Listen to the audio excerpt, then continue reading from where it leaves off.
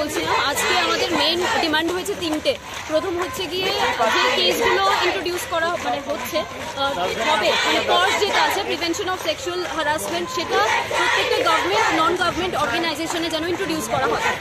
Secondly হচ্ছে গিয়ে প্রত্যেকটা স্কুল কারিকুলামে বাচ্চাদের জন্য সেলফ ডিফেন্স ট্রেনিং যেন ইন্ট্রোডিউস করা হয়। আর থার্ড হচ্ছে গিয়ে যে কোনো ধরনের মলিস্টেশন কেস বা রেপ কেস যেটা হচ্ছে, মানে ফাইল করা যেগুলো হচ্ছে, সেগুলো যেন একটা নির্দিষ্ট সময়সীমার মধ্যে ক্লোজ করে দেওয়া হয়, মানে জাস্টিস দিয়ে দেওয়া হয়। সেটাই আমাদের তিনটে আমরা তিনটেই দাবি আমরা রাখছি।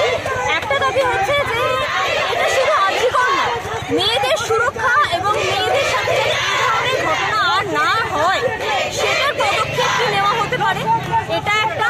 আরেকটা হচ্ছে এই ধরনের ঘটনা ঘটলে আমাদের বিচারপতি এবং বিচার ব্যবস্থার কাছে একটাই আর্জি থাকবে যে এটার সময়সীমা একটা নির্দিষ্ট করা হোক, যাতে এটা খুব তাড়াতাড়ি বিচার হয়, যেন এই বিচারটা অনেকটা লেনদি না টানা হয়। আরেকটা দাবি আমাদের কাছে, মেয়েদের যে সমস্ত স্কুল রয়েছে এবং যে সমস্ত শুধু মেয়ে নয়, ছেলে মেয়ে নির্বিশেষে সেলফ প্রোটেকশনের জন্য যে ধরনের মার্শাল আর্ট বা কিছু সেটা যেন সরকার থেকে প্রদত্ত করা হয়, সেটা সব জায়গায়, শুধু এই শেখার জন্য।